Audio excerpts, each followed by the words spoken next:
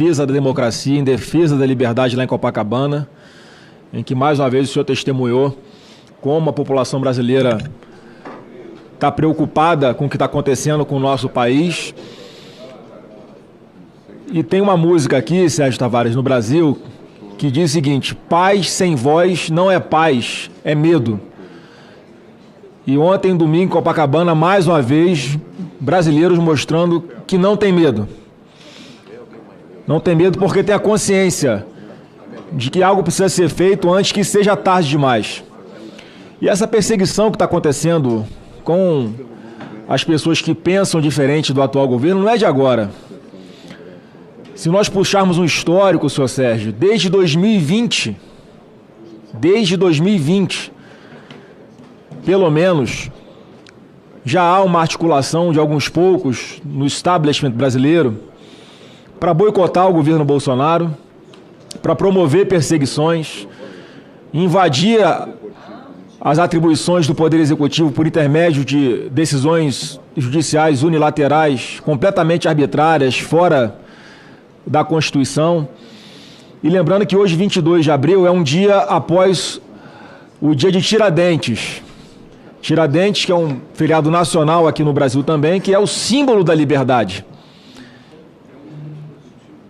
E esse momento histórico que o Brasil passa, é sempre bom fazer a ressalva, senador Girão, que eu tenho certeza que eu posso falar por muitos senadores, é uma defesa da instituição Supremo Tribunal Federal, que a todo momento é puxado para dentro de um problema, de um buraco negro, por causa da postura de um ministro.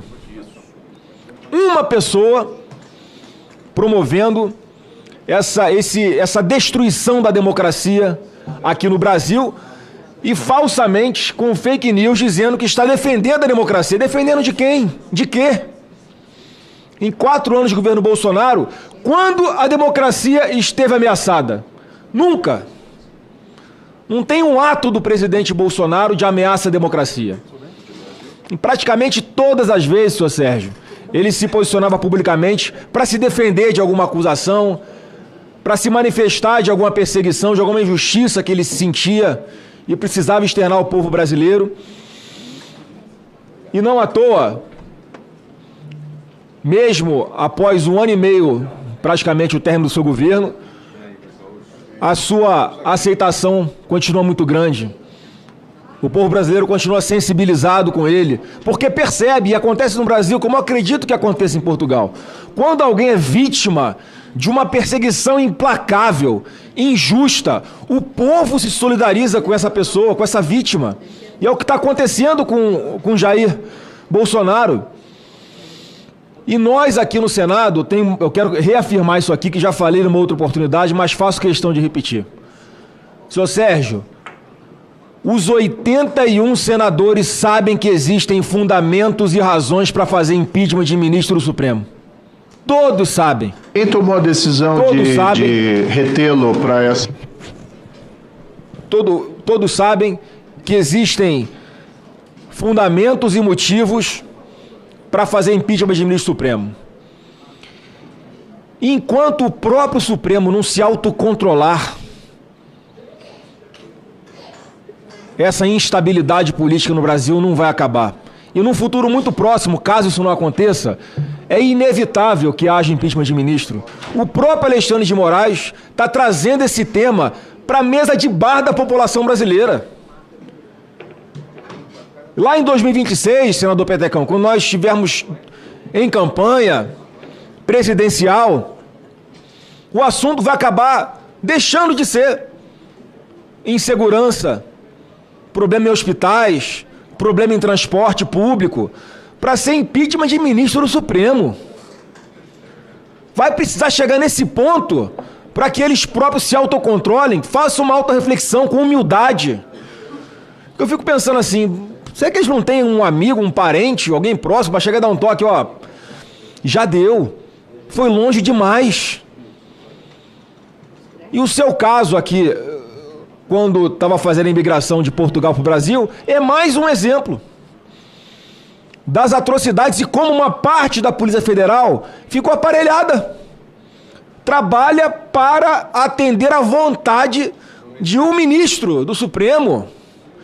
E o que esse Twitter Files nos revelou é só comprovação do que a gente já sabia. Mas agora comprova, senador Petecão.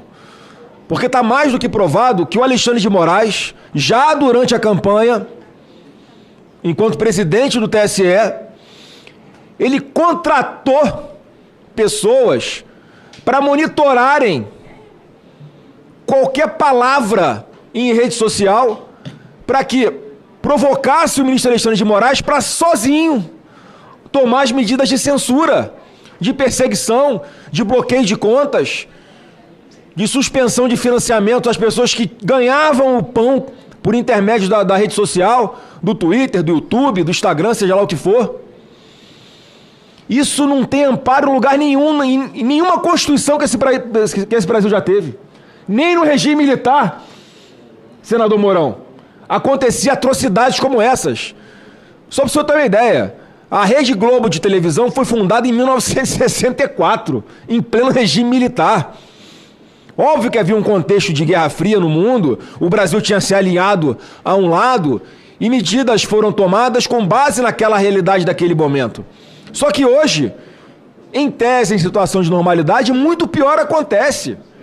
Um ministro ignora o Ministério Público, toma decisões sem ouvir aquele que é o titular da ação penal no Brasil. O ministro escolhe quem são os policiais federais que vão investigar alguém, escolhe quem vai ser investigado. E muitas vezes, em tese, quando o próprio ministro é uma suposta vítima dessas agressões. E toma a decisão sozinho e fica por isso mesmo. Hoje, nós podemos garantir que não há equilíbrio e harmonia entre os poderes. Não há. Negar isso é negar o óbvio. E não tem narrativa que tentem emplacar na grande mídia que convença o povo do contrário. E como não convence, qual a alternativa deles? Vamos censurar. Vamos regulamentar as redes sociais para eles voltarem a ter o quê? O monopólio da informação para tentar manipular o povo. Só que isso é impossível. Hoje em dia isso é impossível. Porque o brasileiro é feliz com rede social, é feliz com internet. Foi por intermédio da internet que surgiu o presidente Bolsonaro contra a vontade do poder constituído aqui na cúpula em Brasília.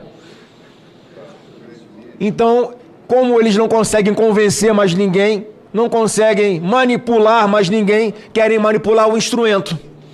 Quando hoje na própria legislação já existem todos os mecanismos possíveis para se evitar uma injúria, uma calúnia na internet.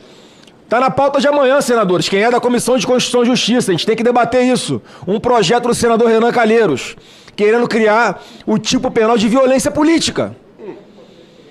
E o que é violência política? Depende de quem vai julgar. Depende de quem o julgador vai escolher para investigar essa pessoa.